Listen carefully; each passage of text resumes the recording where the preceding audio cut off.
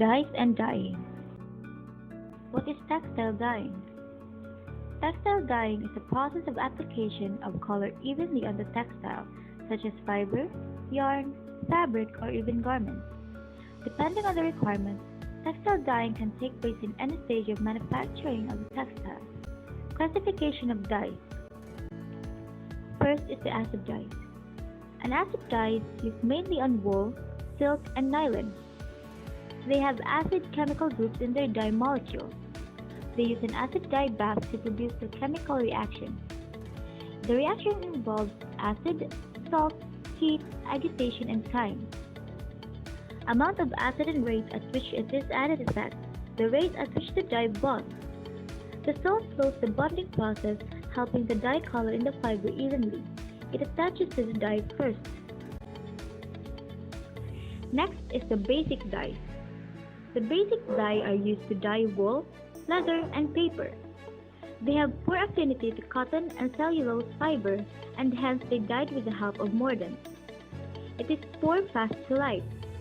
They contain basic nitrogen in the form of amino groups, such as the crystal violet and the rhodamine B. Next is the direct or salt dye. Direct dyes for cotton, viscose, silk, and nylon. It is easy to dye. It requires only cooking salt and a very hot boiling water. Dyes have a good light fastness, but only moderate wash fastness. These dyes are principally used for not too expensive products or products with fewer washes such as t-shirts, curtains, and theater productions.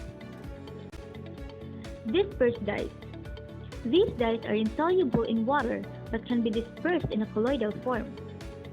The fabric is immersed in the colloidal dispersion of the dye. The fine particles are absorbed into the crystal structure of the fabric. Dispersed dyes are used with modern synthetic fabrics such as nylon, organ, polyesters, and cellulose acetate. Next on the list is the developed dye. It is used for cotton, linen, and viscose rayon. The colors developed by additional treatment which also makes the dye fast to washing. The developed dyes are not fast to light. They are called sub-fast colors because these dyes do not bleed. These are used for women's apparel and must withstand frequent washing. Next is the reactive dyes. Cold water fiber reactive dyes, suitable for dyeing on cotton, silk, jute, rayon, and hessian. It cannot be used on synthetics or fabric that has been coated with resin or drip dry finish. Reactive dyes are used where bright dyeing with highlight and wash fastness is required. Cold dyeing is used extensively in batik work. Although some reactive dye stuffs have been specially modified to dye wool, their main usage is in dyeing cotton, linen, and viscose rayon. Next is the sulfur dye. Its outstanding fastness to light, washing, and boiling far surpassed any cotton black known at this time. The general disadvantage of the sulfur dyes is that they produce dull shades and lack a red. The use of sulfur dyes is restricted to dull brown, khaki, and navy shades, where a good wash but not boil fastness is required. Most khaki and navy overalls are dyed with sulfur dyes. An outstanding member of this family is sulfur black. It dyes all cellulose fibers but particularly linen and jute, so lustrous and deep black with excellent wash and light fastness. Sulfur dyes are dyed from a dye bath containing sodium sulfide and common or Glauber's salt, and are oxidized by airing or with some oxidizing agents such as sodium dichromate or hydrogen peroxide in a fresh bath. Azoic dye. In this method for dyeing, the water-insoluble azo dye is produced in the fabric itself. The cloth is first soaked in the solution of a coupling reagent, usually a phenyl-naphthol. Then it is immersed in the solution of an appropriate diazoxide salt. The dye that is developed in the fabric binds fast to it via oxychrome. The azoic dyeing is particularly suitable for cotton and other cellulosic fibers but may also be used for nylon. Vat dyes.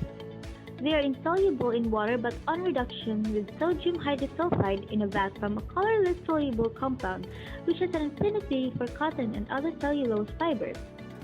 The cloth is soaked in a solution of reduced dye and then hung in the air or treated with oxidants. As a result, colorless compound is oxidized back to the insoluble dye, which is bound to the fabric. Next are the basic methods of dyeing fabric.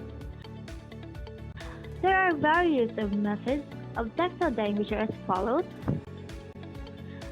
fiber stage dyeing method, yarn stage dyeing method, fabric stage dyeing method, and the garment stage dyeing method. The fiber stage dyeing method. In this method, the dyeing is done at the fiber stage. Either the dye stuff is mixed in the chemical solutions to manufacture man-made fibers or dyed in the dye bath.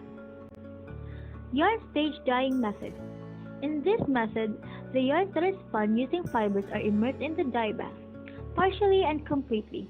This is done before the yarns are used for construction of fabrics. This is specially used to create various designs in the fabric, such as stripes, checks, plaid, and tweed. Next is the fabric stage dyeing method. In this method, color is applied to the fabric after its construction. The fabric is submerged into the dye bath to get the desired color. Lastly is the garment stage dyeing method. In this method, the finished garment is dyed in the dye bath in order to get the desired color.